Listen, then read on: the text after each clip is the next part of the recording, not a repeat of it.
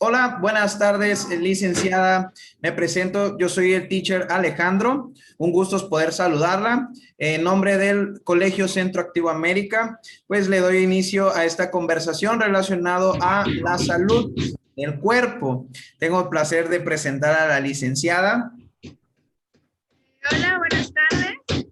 Me presento, soy la licenciada Isi Antonio. Es un placer poder colaborar con ustedes en este día. Y pues espero que esta charla sea de utilidad para los niños, que puedan aprovechar la información que aquí van a obtener y sobre todo que aprendan lo importante del tema de la nutrición y que siempre es importante o necesario acudir con un especialista sobre el tema. Oh, muy bien, muchas gracias. Y bueno, aquí tengo algunas dudas que tienen mis pequeños acerca pues de la nutrición. Y la primera pregunta que tienen la mayoría de los estudiantes es, ¿por qué es importante comer 5 veces y por qué realmente no son 3, que es la que siempre nos mencionan, desayuno, comida y cena? Ok. Bueno, aquí es importante mencionar dos cosas o dos puntos importantes. El primero es que la nutrición va a ser especializada para cada individuo. La recomendación de las 5 comidas al día, pues es una recomendación general hacia la población. Sin embargo, no es necesaria para cada individuo. Va a variar dependiendo de las condiciones de la persona. Si la persona se ejercita, si la persona es un deportista, por ejemplo, sus requerimientos van a ser un poquito más altos y por ende necesita más tiempos de comida. En el caso de la recomendación general de los 5 tiempos, se lleva a cabo porque cuando el estómago tiene lapsos muy largos de ayuno, el cuerpo tiende, o el cerebro, mejor dicho, tiende a reaccionar de una forma, en una forma de defensa. Y si yo tengo un ayuno muy prolongado, lo que yo consuma, en lugar de aprovecharlo en energía, lo voy a resguardar en forma de grasa. Entonces la idea es que nosotros tengamos más tiempos de comida para que nuestro metabolismo esté adecuado a un ritmo general. Ok, muy interesante eso. Yo creo que igual, inclusive yo le decía a ellos, para mí en la primaria fue desayuno, comida y cena, y cuando escuché 5, pues wow, quedé sorprendido. Pero muchas gracias. Y bueno, la siguiente duda que tienen ellos y que justamente nosotros nos quedamos con la duda es qué cantidad de agua es recomendable para cada individuo, considerando que estamos aprendiendo que los alimentos que nosotros ingerimos ya traen agua. Entonces, en el caso de ello, ¿cómo saber más bien qué cantidad es recomendable ya tomando en cuenta los alimentos que normalmente se puede ingerir en un individuo entre 10 y 12 años? En el caso del requerimiento de agua, hay dos clasificaciones o dos bibliografías que nos hablan al respecto. Un cálculo puede ser incluir o tomar un mililitro de agua por kilocaloría ingerida. En el caso de un alumno de 12 años, estamos hablando de una aproximada de 1.500 calorías a 1.800 porque están en etapa de crecimiento. Entonces estamos hablando de 1,8 litros por ahí. Mililitros, ¿no? 1.800 mililitros de agua. Estamos hablando de casi 2 litros, que los 2 litros es la recomendación general que nos dan a nivel poblacional. Sin embargo, también se puede hacer un cálculo de agua por medio de otros tipos de fórmulas, que son ya cálculos un poquito más especificados y se utilizan primordialmente en pacientes deportistas, en los que sí tiene que haber un cálculo muy exacto de agua. Ahora, en el caso de las verduras y frutas, que son los alimentos que más agua contienen, sobre todo el caso de las verduras, tienen una cantidad muy alta de agua. Nosotros como nutriólogos tenemos la tarea de calcular esa cantidad de agua al momento de planificar el menú del paciente y restárselo a los mililitros que el paciente requiere. La idea es que si cubre sus requerimientos de agua en su alimentación, pues el agua externa que vamos a agregar, digámoslo así, fuera del plan, pues va a disminuir. Sin embargo, es importante aclarar que el agua que se le recomienda a los pacientes es agua totalmente pura, no estamos hablando del agua de frutas. ¿Por qué? Porque el agua de frutas, al ya llevar un soluto, que se le conoce así a la fruta que se le está licuando, pues cambia su composición y ya no lleva a cabo las mismas funciones a que sea agua pura. El agua pura va a funcionar como un vehículo para transportar ciertos micronutrientes a nuestro cuerpo, además de recordar que el 70% del cuerpo pues es agua. Entonces cumple diversas funciones dentro de nuestras células y es importante siempre mencionarle a los pacientes, o en este caso a los niños, la importancia de tomar el agua pura. Oh, interesante. O sea que no es la misma función si aunque sea yo me tomo unos vasos de agua de Jamaica, aunque sé que es natural, que no es de suco, o sea, tiene que ser agua para que sea digamos, como el combustible que realmente necesitamos, ¿no? Sí, porque en las células, pues no, desafortunadamente las células no funcionan cuando el agua va combinada. Nuestro cuerpo sí tiene la función de degradar y separar ciertas sustancias, ¿no? Tenemos un mecanismo que es el mecanismo de generar la orina para eliminar las sustancias nocivas de nuestro cuerpo y por ende pues va separando el agua va descomponiendo, por así decir, los alimentos y entre esos componentes se separa también el agua. Sin embargo, el agua pura tiene una función dentro del tracto gastrointestinal que va a funcionar como cuando nosotros metemos algo a la licuadora, que tenemos que poner un líquido que haga funcionar nuestro intestino. Entonces, en este caso tiene que ser el agua pura. ¿Por qué no entra en el agua de frutas? Porque, por ejemplo, en el caso de las frutas, pues ya tienen fructosa, que es un tipo de azúcar que el organismo va a utilizar, y en este caso el hígado lo procesa de una forma muy rápida y si nosotros consumimos en exceso, por decir, el agua de melón, un ejemplo, esa fructosa se va a convertir en grasa, que son los famosos triglicéridos. Lejos de lo que se piensa, los triglicéridos no provienen de las grasas, provienen del exceso de azúcares. Entonces hay que tener mucho cuidado con eso. Ok, muchas gracias. Pues entendido, creo que también para los niños, como también para el teacher. Muy bien. Y bueno, la tercera duda que tienen ellos y que también me he generado yo durante los últimos años es, ¿qué es una dieta? ¿Qué es una dieta y por qué a muchas personas nos cuesta seguir una dieta? También, bueno, eso ya más personal, pero ¿qué es una dieta? Tienen duda los niños. Ok, mira, esa pregunta en especial me llamó mucho la atención y sí quiero enfocarme un poquito en esa pregunta. El término de dieta está mal empleado dentro de nuestra cultura general. Para empezar, de acuerdo a la norma 43, que es la norma general de nutrición, una norma que nos especifica o nos da el seguimiento de la alimentación desde las primeras etapas de la vida, la norma 043, norma oficial mexicana 43, nos menciona qué dieta es lo que nosotros consumimos de manera habitual todos los días. Estamos hablando que si yo me como una hamburguesa hoy, una hamburguesa mañana, pasado mañana, esa hamburguesa forma parte de mi dieta, porque es lo que yo consumo de forma habitual. Una dieta puede ser buena o puede ser mala dependiendo de nuestra alimentación. Es muy diferente el término régimen alimenticio, que la norma establece que ya es un plan dirigido a una persona en el que se van a calcular sus requerimientos y se le van a dar ciertas pautas dependiendo de la necesidad del paciente. Se le van a dar sus indicaciones en este caso para que el paciente pueda llevar una mejor calidad de vida y entonces su dieta cambie, ¿no? Pero estamos hablando de que cuando nosotros como nutriólogos mandamos las famosas dietas, pues en realidad no son dietas, son régimen alimenticio. El término dieta, pues es lo que el paciente consume de forma normal en su vida diaria. Ahora, en los regímenes alimenticios, ¿por qué les cuesta muchas veces a las personas seguirlo? Les cuesta porque ahí es trabajo del nutriólogo. El nutriólogo, nosotros como nutriólogos tenemos la obligación de hacerle al paciente un estudio al momento de ingresar al consultorio en su caso o al momento de que llega con nosotros a una consulta.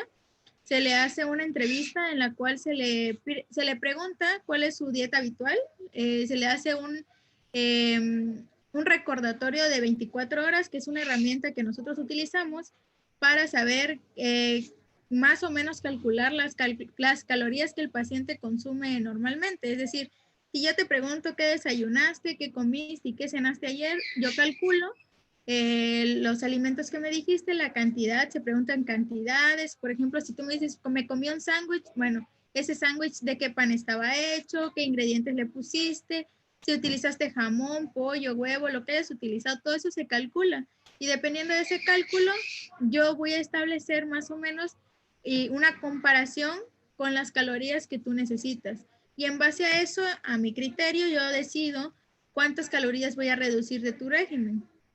Ahora, si un paciente normalmente consume 3,000 calorías y yo le mando un régimen de 1500, es lógica que el paciente le va a dar dolor de cabeza, se va a marear, se va a sentir cansado, agotado y va a abandonar el plan. ¿Por qué? Porque no está adaptado hacia el paciente.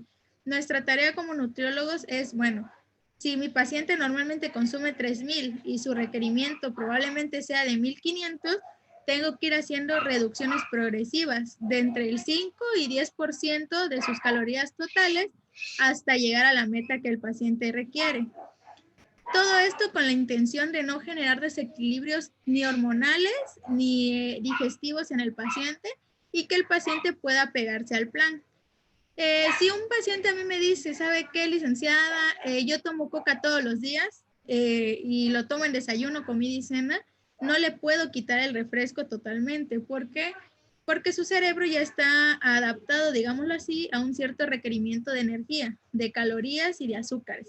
Si yo le retiro el refresco totalmente de un día a otro, el cerebro lo va a procesar como que le hace falta glucosa y entonces empiezan los dolores de cabeza, se empieza a sentir mareado. ¿Y qué hace el paciente? Prefiere abandonar el plan. Simplemente piensa que no va a poder y lo abandona, ¿no? Entonces, hay diferentes técnicas, diferentes estrategias que nosotros como nutriólogos vamos a ir utilizando. Por eso se hace toda esta indagatoria con el paciente, se le hacen estudios de sangre para ver cómo está su sangre también, porque lógicamente si mi paciente sale que tiene diabetes, pues ahí sí las modificaciones tienen que ser más estrictas, porque pues estamos hablando que ya cursa por una patología. Mientras no cursa ninguna patología a nivel sanguíneo, las modificaciones pues son diferentes. Por eso depende mucho de cada paciente, de cómo se alimenta normalmente, cómo es su estilo de vida. Y ya, por ejemplo, en mi caso, yo lo que hago con mis pacientes, en este caso retomando el ejemplo de que mi paciente tome coca, que es uno de los alimentos más consumidos, lo que hago es una reducción del consumo, es decir, primero vamos reduciendo la cantidad hasta ir llegando a un punto en donde la cantidad se pueda retirar completamente, ¿no? Podemos decir que si tomaba 3 vasos al día, probablemente ya solo se tome 2 primero, ¿no? Haciendo una reducción del 5%, ya mi paciente ya se toma 2 vasos nada más, de ahí solo se toma 1, y de ahí, o sea, solito vamos a ir haciendo este cambio de hábitos. La idea de un régimen no es bajar de peso al paciente, como muchos piensan. La idea es mejorar su salud, generar estilos de hábitos saludables con el paciente y generar en el paciente un estilo de vida nuevo, pero basado en ciencia y basado en generar en él esas ganas de llevar a cabo el régimen. Excelente. Bueno, me quedo con estos términos, régimen alimenticio, ¿cierto? ¿Sí? O sea, no es dieta, es régimen alimenticio. Oh, wow. Y otra, bueno, ahí ya realmente fue tan claro el tema que abarcaste la siguiente pregunta, como tipo evidente. De hecho, decía la siguiente pregunta: si yo quiero adelgazar, tengo que cambiar mi hábito alimenticio radicalmente. Y nos mencionas aquí que ¿cómo me dijiste? ¿El progresivo? Es una reducción progresiva de calorías. Reducción progresiva. Y eso es muy cierto, porque al momento que ya escuchamos ciertos parámetros de que tenemos que dejar ciertas cosas, pues eso es lo mismo lo que mencionabas, ¿no? El cerebro ya está programado. Y justamente yo les estaba enseñando a ellos que tenemos una glándula que tiene un nombre muy raro, que es ¿La tiroides? no, eso está en la lengua. Nani, creo que se llama. Ajá. Eso, y yo no lo conocía. O de dónde está que la sensación amarga está al final de la lengua, en el costado aparecen otras sensaciones. O sea, todo esto es muy curioso, como le digo a ellos. Posiblemente nada más sentimos el sabor y, pues como está en la boca, pues por automático, por default, me da un sabor amargo o un sabor dulce, ¿no? Y esto es lo que creen los niños, que hacer una dieta o un régimen, bueno, en este caso el régimen alimenticio es dejar radicalmente ciertos alimentos, ¿no? Perfecto, muchas gracias, sí, por ese comentario, estuvo muy, muy padre. La verdad, creo que el régimen alimenticio, ¿no? Régimen alimenticio. Entonces, la dieta nos la creamos nosotros, porque Sí, la la dieta dieta sería la comida normal. Ah, es una dieta perfecto. todos los días, prácticamente. Ok, muy bien, excelente. Entonces, en ciertos términos, sí seguimos dieta. A nuestra Sí, manera, a lo mexicano, exacto. muy bien, perfecto. Y bueno, la última duda de estos pequeños niños de quinto grado es, pues ellos tienen duda, ¿qué alimentos son recomendables para un mejor desarrollo mental y pues en este caso físico? Mis niños quieren medir un poco más de 1,70, quieren estar súper fuertes, mis niñas quieren estar bien altas, quieren saber qué es lo que tienen que comer ellos para poder desarrollarse, pues en este caso que ya van para la adolescencia. Ok. Mira, retomando un punto que me mencionaste, hay que destacar que están en una edad en donde el factor psicológico cobra una importancia pues más grande, digámoslo así, o más importante porque están en una etapa muy hormonal y eso muchas veces desencadena muchas conductas, ¿no? En este caso, en el caso de la nutrición, pues los trastornos de conducta alimentaria que muchas veces están relacionados, pueden ser a factores emocionales, a factores sociales incluso, ¿no? El hecho de que lo que ven en la tele, ahorita que están tan fuertes las redes sociales, el famoso TikTok que saca de repente muchos retos y muchas cuestiones y que nosotros como profesionales de la salud debemos de estar muchas veces actualizados e interesados en el tema, en involucrarnos, porque aún por medio de esas redes sociales muchas veces nosotros tenemos la obligación de educar a los pacientes. No, nosotros como personal nos tenemos que adaptar a la tecnología, a lo que los chicos se quieren involucrar o se involucran de forma social. Entonces, la nutrición, pues al ser un área de salud también, es multidisciplinaria, incluye lo que es la medicina, incluye lo que es la psicología, ¿no? Enfermería, incluso algunas otras áreas. ¿Por qué? Porque el trabajo es multidisciplinario en todo momento. Entonces, en el caso de la pregunta que me hiciste, ¿qué alimentos son favorables o qué alimentos son mejores? En sí, un alimento es todo lo que nos metemos a la boca, ¿no? Todo lo que nuestro organismo puede procesar es considerado como alimento de acuerdo a la norma 43 que hice mención anteriormente. Ahora, tanto hay alimentos saludables como hay alimentos no saludables, así se clasifican. En el caso de los alimentos saludables o los más recomendables, pues clásico, ¿no? Las frutas y verduras. Siempre nos mencionan, consume frutas y verduras. Sin embargo, en el caso de las frutas no son a libre demanda como normalmente se piensa, ¿no? La población piensa, que si consumo frutas me puedo comer las frutas que yo quiera, no porque tienen azúcares y como les mencioné, si consumen un exceso de azúcares, pues generan cierta cantidad de grasa, porque el hígado los procesa, pero si yo consumo azúcares que mi cuerpo no necesita, los tengo que almacenar. Y la única forma de almacenar energía, pues es por medio de grasa. Entonces no tenemos otra forma de almacenamiento. Entonces hay que tener mucho cuidado. En el caso de las verduras tienen una cantidad muy alta de agua y de fibra. En el caso de la cáscara, ¿no? Igual las frutas tienen fibra en la cáscara. Entonces, las frutas y verduras, cabe mencionar que hay que hacerlos que hay que consumirlas, perdón, con cáscara, porque esto genera que la fibra cumpla con las funciones que debe de llevar a cabo dentro de nuestro organismo, ¿no? Que es tanto mejorar el tracto digestivo como generar saciedad y también tiene ciertas funciones de capturar azúcares y grasas en el torrente sanguíneo. Entonces, tiene muchas funciones saludables. Y retomando el plato del buen comer, que también está elaborado a base de la norma 043, pues nos menciona que más de la mitad del plato está conformado por verduras y frutas. Entonces, la mayor parte debe de ser verduras. ¿Por qué? Porque contiene mucha agua, vitaminas, minerales y fibra, que cumple una función muy importante para el momento de la saciedad, porque si yo tengo saciedad, pues ya no me da espacio a consumir alimentos chatarra, ¿no? Que se conocen. Hablamos también de proteína. La proteína juega un papel muy importante en el caso de los chicos que luego quieren estar musculosos. La proteína se tiene que calcular. Es una cantidad de proteína adecuada a tu requerimiento. No necesitas más proteína de la necesaria. Y ejercicios de fuerza que actualmente se han considerado que dan mejores resultados en el caso de ganancia muscular. Y por otra parte, lo que son las leguminosas y alimentos y tubérculos, perdón.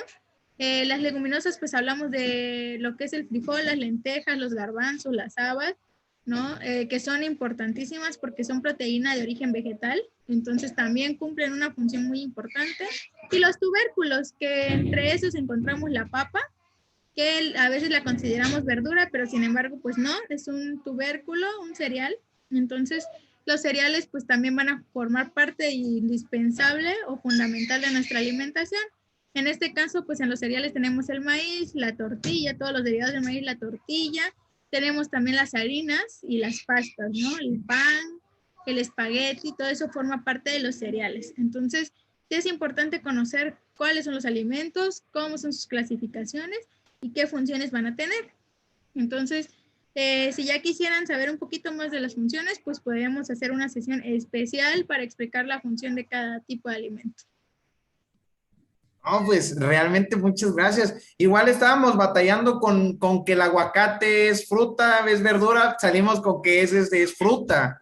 Entonces, el aguacate es fruta. Y es bien interesante, yo les digo a ellos, o sea, creo que a veces nada más, pues es verde verdura, ¿no? O sea, el verde de verdura. Y les digo, no, o sea, tiene un porqué, ¿no? Y bien Y cabe interesante mencionar esto. algo, fíjate que tomando el caso del aguacate, el aguacate es un fruto, ojo, porque se da en árbol, porque es un alimento que se da en un árbol. Sin embargo, dentro de nuestra alimentación es una grasa vegetal por su composición química. Entonces, el aguacate no se puede consumir a libre demanda, se tiene que consumir aproximadamente un tercio por tiempo de comida. Estamos hablando un tercio en la mañana, un tercio en la tarde y un tercio en la noche, tomando en cuenta que esa sea nuestra grasa. Si vamos a usar aceite, pues ya no consumimos aguacate.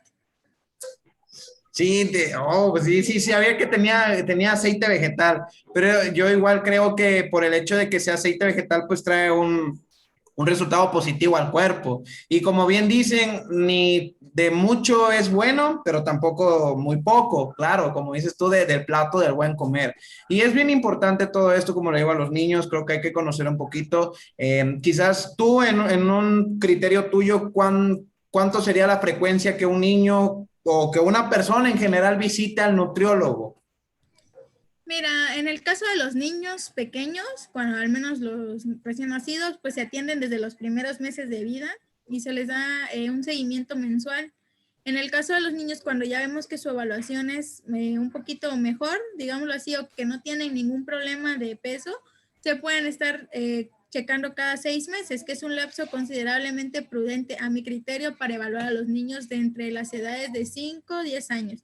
Y en el caso de los adolescentes, por consiguiente, ¿no? Pueden ser cada 6 meses o cada año, inclusive si pues el paciente no presenta ningún tipo de problema, si tiene una alimentación adecuada, lógico, ¿no? Si es primera vez, pues probablemente las primeras veces sean citas mensuales, de ahí cada 6 meses y después anuales. Entonces, todo depende de cómo vayamos evaluando sus hábitos, pero siempre es importante no quedarse con la idea de que, bueno, si estoy delgada, estoy sana, y si soy gordita, estoy enferma, ¿no? Sí. Porque eso también es importante aclararlo. No todas las personas que son gorditas están pasando por un problema alimenticio. Pueden ser problemas hormonales, pueden ser problemas de otro tipo, y pues hay que ser empáticos en esa parte y solidarios de que tienen que cursar con otros profesionales del área de la salud que también intervienen en su tratamiento.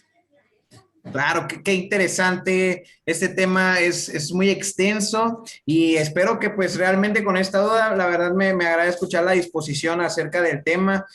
Concluyendo pues toda esta entrevista, vuelvo a reiterar mi agradecimiento hacia su tiempo, licenciada, hacia mostrarnos pues el conocimiento y lo hermoso que es la nutrición, porque no le tomamos en cuenta, así como yo junto con ellos vamos a ver acerca de la psicología. Qué bueno que lo mencionas para que se den cuenta los niños, ¿no? Que sí involucra la psicología también, ¿no? Y como mencionabas, la nutrición no es solamente ver acerca de qué comes, ¿no? También tengo que ver en la medicina, tengo que ver acá en la parte psicológica, todo esto es una parte de una multiárea, ¿no? Un Claro. multitrabajo. Muy bien, muchas gracias, licenciada. Yo le agradezco su tiempo. No sé si decida agregar algo más hacia su contenido para los niños. Pues miren, chicos, es un placer haber estado aquí con ustedes. Espero que les pueda servir mucho esta información. Les reitero que de mi parte, pues siempre es importante acercarse a un profesional ante cualquier situación, tanto física como emocional, en este caso de nutrición o psicológica, siempre es importante acercarse a alguien que realmente sepa del tema, no dejarse llevar tanto por las redes sociales. Y pues reitero un saludo al Centroamérica, que es un honor haber participado con ustedes hoy y espero que se repita y que podamos obtener otros temas en los que les pueda aportar también a tus niños. Muchas gracias, licenciada. Pues perfecto, yo creo que volveremos a tomar su invitación. Es un placer volver a grabar. Ojalá que en algún momento pueda visitar a los niños. Todavía les falta un añito, pero pues que sea lo que Dios quiera, como dicen por ahí. Pues muchas gracias, maestra. Ya es la costumbre de la maestra, lo siento. Muchas gracias, nutrióloga, licenciada Ilse. Espero que tenga una bonita tarde y pues eso sería todo de mi parte. Un saludo y cuídese mucho. Tarde. Y excelente tarde, chicos. Hasta luego.